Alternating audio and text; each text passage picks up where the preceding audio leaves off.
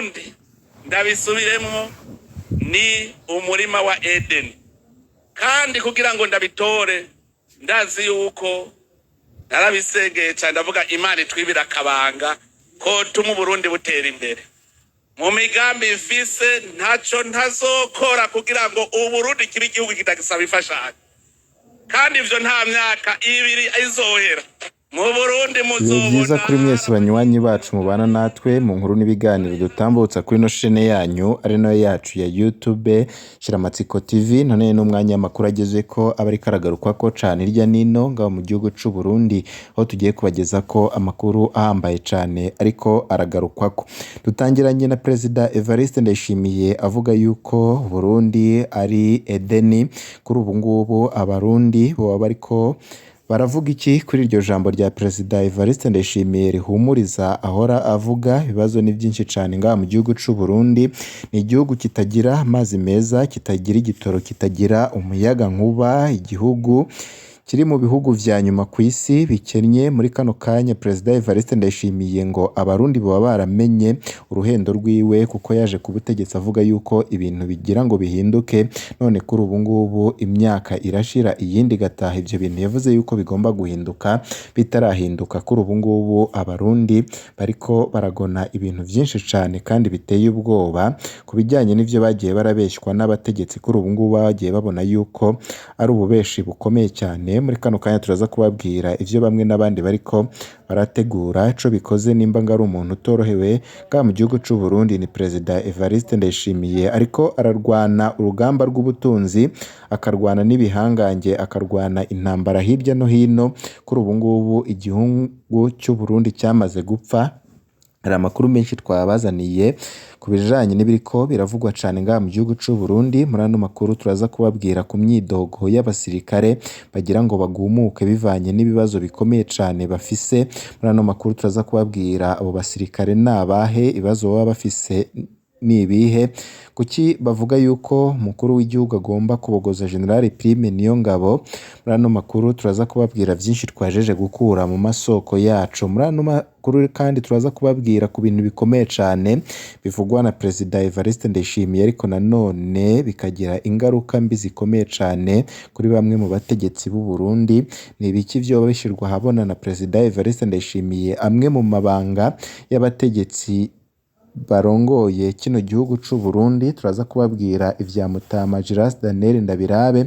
Perezida Evariste Ndayishimiye yama yavuze yuko ngo indongozi zishurashura canke indongozi zigize za maraya. Muri kano kanya turaza kubabwira ni bande Perezida Evariste Ndayishimiye aguma adoma urutoki. Hari ibintu vyinshi cane biriko biravugwa cane biteye ubwoba ga mu gihugu c'u Burundi. Bimwe na bimwe nyine turagenda turabigaruka ko muri ano makuru twaguteguriye.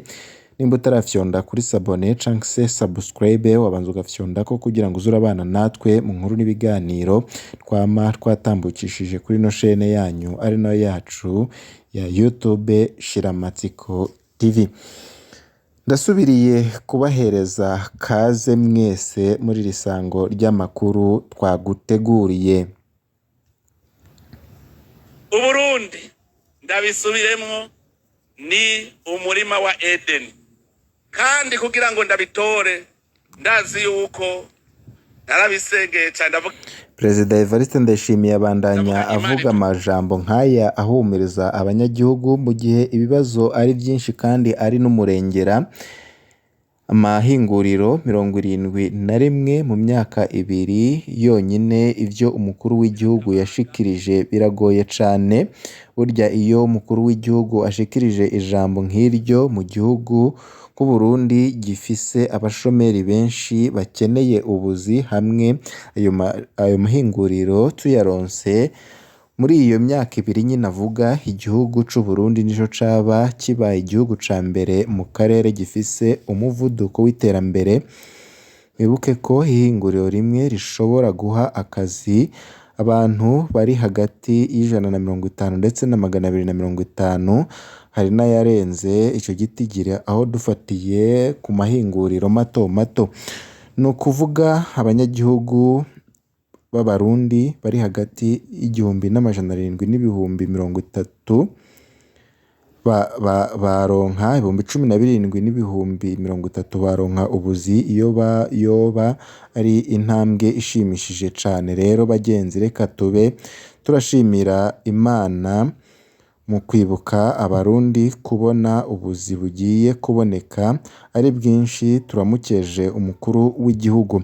Bamwe baravuga yuko ibingibi Perezida Evariste Ndayishimiye abandanya kwizeza abarundi ari uruhendo rukomeye cane bivanye n'ibibazo Perezida Evariste Ndayishimiye ngo yoba amaze guteza igihugu. Abandanya abwira abanyagihugu yuko ibintu bigira ngo bihinduke, ariko imyaka irahera indi kaza atampinduka n'imwe iboneka yoba ikorwa n'uwo mukuru w'igihugu. Bamwe n'abandi bamenye ingendo yiwe bavuga yuko atawe akagombye guhendwa ngo yumvirize ibyo Perezida Evariste Ndayishimiye yama yabwiye abarundi kandi bidashirwa mu ngiro, mu gihe igihugu cy'u Burundi kiri mu bibazo bikomeye cane.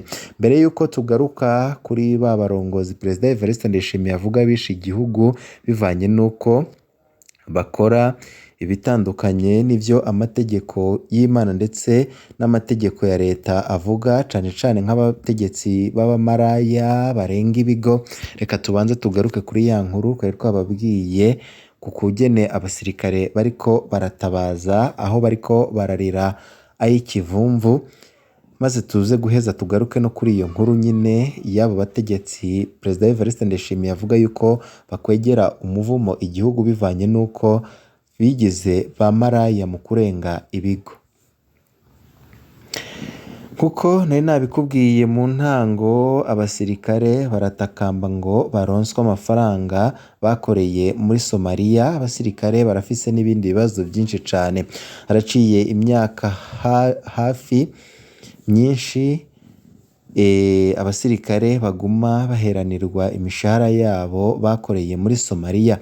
Hari abaheraniwe amezi agenda asumbasumbana, hari n'abaheraniwe amezi yose bakoreye. Hari abakoze ingabo zifasha Somalia zitwa ATMIS, hari abakoze zihinduye zitwa AYSOM. Abo bose baraheraniwe. Abatwara igisoda ntibatanga umuco muri Sekademu, bo ntibahanganira umusoda ngo nuko yatevye guhembwa. Ya Somalia ideni yagiye afashe bararyihemba mu gashara gato umusoda w'u Burundi asanganywe. Imiryango ikinjira mu magorwa atagira izina, ni naho hava ko bamwe bata igisirikare c'u Burundi bakigira mu gupagasa gukora ibiyede za Dubai ndetse n'ahandi hatandukanye. Igisirikare muri kino gihe cyaramaze kwicwa n'iyi ntwaro n'ukuri. Umwe mu basirikare ari muri Somalia yatwandikiye n'ishavu ryinshi agira ati: mwaramutse neza, ndi umusoda, twagira tubashimire ku kuntu musanzwe mwitanga mu gufasha no kuvugira abafise aho bavugira, abadafise aho bavugira n'ukuri Imana izobashimire. Hari ababatuka ariko iciza nuko ababashima ari bo benshi cane. Nagira mbasabe mudufashe mutuvuganira, turazi neza ko ivyo muvuga umukuru w'igihugu avyumviriza canke babimubwira. Twari twifuza kumenya ko twoba dukorera umuntu nuko twoba dukorera igihugu. Hari abasoda bamaze imyaka 4 badahembwa agashahara. Reka mbivuge mw'ubu buryo. Mu bisanzwe ndiko mvuga abasoda bagiye mu butumwa bw'amahoro muri Somalia imbere yuko ryitwa AYSOM, ryari ryitwa ATMIS. Imbere ya ATMIS naho yari AMISOM. Kuva twinjiye muri ATMIS vyaciye bitangura kuyuyumba ibijanye n'agashahara, aho umukuru w'igisoda waciye afata igisoda nk'aho umengo niciwe. Turababaye cane rwose. Kuva mu mwaka wa 2022 gushika n'uyu munsi hariho abasoda bataraheza guhembwa guhera mu mwaka w'ibihumbi na mirongo ibiri na kabiri mu kudahemba bagiye guhera mu mwaka w'ibihumbi bibiri na mirongo na kabiri mu kuduhemba bagiye basimba amezi. Mwaka w'ibihumbi bibiri na mirongo ibiri na gatatu naho nyine barasimba amezi. Mwaka w'ibihumbi bibiri na mirongo ibiri na kane barasimba amezi. Mwaka w'ibihumbi bibiri na mirongo ibiri na gatanu n'ubu turimwo hoho ni ibara ku mutemere. Hari abasoda bagira batahe mu Burundi basubire mu miryango baheraniwe amezi 20, abandi baheraniwe amezi 16. Aba basoda ntibazi ico bazoshika babwira imiryango izi ko uwabo amaze amezi hafi 22 mu gahinga agaca ataha atanu umukati ashiriye abana. Turasavye umukuru w'igihugu yishire mu mwanya wabo basoda bamazeyo ikiringo nk'ico, abana baza kumusanganira ataco babaha kandi byitwa ko bakoreye igihugu. Baduhenda ngo ntibirakunda canke ngo ntaraboneka, yamara baraduhenda. Turibaza ingene muri 2022 babahembye bagasimba amezi, muri 2023 bagahemba bagasimba amezi, muri 2024 bagasimba amezi, none twovuga ko ari Artemis yoba yagiye irasimba amezi mu guhemba. Nukuri abasoda bararushe cane, turasabye umukuru w'igihugu aturenganure, none ko mbona Chief d'Etat Major adufata nk'abakozi bo mu nzu, twoba dukora umuntu canke dukorera igihugu, harabuze uwundi yo musubirira kugira ngo agerageze gusubira na icizere cy'igisoda, asubire gusubiza icizere igisoda cari gifitiwe. Nukuri General Prime Niyongabo arisha igisoda cacu. Nyakubahwa mukuru w'igihugu gira ico ukoze, n'uwo mu general amazeho igihe kinini cane ariko bigaragara yuko yishe igisoda. Nukuri sinoguhenda igisoda batakigarukiye, muzoba mumbwira ico gisoda iyo cavuye mwese murahazi, nukore muzoba mumbwira. Turagusavye mudutambukirize ubu butumwa twinginga nyene icubahiro umukuru w'igihugu aturenganure, kuko turarushe pe. Abagomba batahe mu Burundi boba ntibafise ayo bacira n'ayo bamira, ntibabona uko bazoshika mu miryango. Aka kamo k'abasirikare karumvikana. Generali Niyongabo atwara igisoda natange umuco. Mushikiranganje Mère Chantal Nijimbere ajejwe abasoda nashikane ikibazo ciwe muri leta. Mukuru w'igihugu Evariste Ndayishimiye niyishire mu kibanza c'ingabo atore umuti. Ubuho ni we nyene atwara ubumwe bwa Afurika, niwe agaba bino bibazo no ku rwego rwa Afurika yose, natore inyishu. Mbega hoho Artemis na Ayusome zitevye guhemba abasoda bacu, nukuri igihugu kitoyobagurana ko kiba kizi neza ko azoza. Ni kuki ingabo y'igihugu yopfa nabi kandi yo iba ikoze ibanga igihugu cayitumye? Ntimubona ko Uburundi usanga buriko burisuzuguza? Mu vy'ukuri turarushe, nimudutabare. Nyene cubahiro umukuru w'igihugu dutabare, kuko turagowe. Ayo tugowe arateye agahinda gose. Ivyo rero akaba ari ivyo abasoda bahejeje gusaba umukuru w'igihugu, bakaba bavuzemo nuko General Prime Niyongabo yoba ari we ariko arica igisoda, kuko atakitwararika ineza y'abasoda. Ni cya gihugu nyine Perezida Evariste Ndayishimiye yahoze avuga yuko ari Edeni.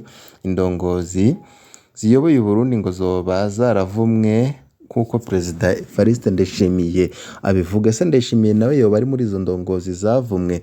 Kuko twama tungurwa n'amajambo ashikirizwa n'umukuru w'igihugu c'u Burundi. Perezida Ndayishimiye Evariste yaraye avuze ko indongozi ziba zikarenganya bene gihugu, zikongera zikanasambana, zikwegera umuvumo igihugu. Ivyo umukuru w'igihugu yabishikirije akomeje, kandi birakomeye cane, kandi ubirevye nta n'ikinyoma kirimwo. Twese abarundi muze tumushigikire, kuko yaraye avuze ijambo ry'amateka. Mbega indongozi dufise zoba zikora ibintu nk'ibyo. Duhereye ku mutambukanyi w'umukuru w'igihugu n'umwe mu bavuzwe mu manama menshi muri dosiye yo kurenganya abantu cane cane abirukana mu bibanza byabo biri hagati mu gisagara ca Bujumbura, harimwo ibibanza byo kubakamwo, hakabamwo ibibanza byo kudandarizamwo. Ivyo bikaba byaranabereye iruhande yahoze isoko nkuru ya Bujumbura. Mu matohoza twakoze nuko hari n'abahatswe kugandagurwa kubera banse kumuha ibibanza byabo ngo abibagurire. Aha muca mwumva ko yakwegeye igihugu cacu umuvumo kuko yararenganije abenegihugu. Iperereza ry'u Burundi ryegereye umukuru w'igihugu. Ubu iperereza ririko rirakora amagorwa akomeye cane, rigakora amarorerwa mu kwiba, ukwica, ukunyuruza no kurenganya abanyagihugu. Ubuhoho kunyuruza abantu ribica ryabishize ku muvuduko muremure, mu gihe Imana hamwe n'amakungu bitohagaruka ngo batabare abanyagihugu b'Abarundi bariko bicwa n'iryo perereza ry'umukuru w'igihugu, canke abanyagihugu baje hamwe birwane ko iperereza rigiye kumara abantu. Naho murumva ko izo nzego zica abantu ko zamaze gukwega umuvumo ku gihugu, kandi ku muvuduko uri urwego rw'umukuru w'igihugu, aho tayari umuvumo baramaze kukwegera igihugu c'u Burundi. Perezida w'u Burundi Ndayishimiye Evariste hirya y'ejo ku munsi mukuru w'abakenyezi yagirije abategetsi bari bariko mu bagisibije mu basambana ndetse mu gusambura ingo z'abandi, nabo harimwo muri bake yabagabirije ko ari abasambanyi. Benshi bibajije ku mukuru w'inama nshingamateka Ndabirabe kubera bizwi ko ivyiwe n'umugore ari ibintu bikomeye cane. Tuzobibandanya tubigaruke ko rero kubw'ivyo na perezida ubwiwe yarinamuye akavuga indongozi zisambana ubwo zarateje igihugu umuvumo. Turagarutse mu kwiba no kurenganya abenegihugu. Perezida w'u Burundi yabwiye uwahoze ari umukuru w'igihugu c'u Burundi Domitien Ndayizeye ko afise akarwi k'abantu 100 bamugambaniye kandi batuma igihugu kitagera ku iterambere canke kwihangiro ryacyo, kandi aribo batuma imigambi yateguye atayishira mu ngiro. Ntiyahagarikiye ngaho. Perezida Neva ntashobora guheza ijambo ryiwe atavuze abategetsi barya ibiturire kandi ari amabandi canke ibisuma. Yaranabandanije avuga ko ubutungane bw'u Burundi burya ibiturire cane mu bihe bitandukanye, na cane cane mu kiganiro yahaye abanyagihugu habonetse abanyagihugu benshi bariko bararira umukuru w'igihugu bamusaba uburenganure. Ndibaza muca mwumva ko naho izo ndongozi zateje umuvumo igihugu. Bagenzi, tuvuze ko indongozi zitwara igihugu zateje igihugu cacu umuvumo twoba twihenze. Jewe ndashigikiye na nyakubahwa umukuru w'igihugu cacu ko igihugu cacu bivanye n'amabi leta ya CNDD-FDD yakoreye abanyagihugu vyaciye bitezamwo umuvumo mu gihugu. Muribuka ibyabaye muri 2015 ubwo Nkurunziza yashaka kwihagira ikindi kiringo, ari navyo biriko biragira ingaruka no muri kino gihe, ibintu bikaba byarayangaye cane. Inde agiye gutabara igihugu c'u Burundi? Mu kandi kanya hari andi makuru menshi turiko turabatunganiriza, turibuze kubashikiriza. Ibe vyiza kuri mwese, nivyo ndabipfurije.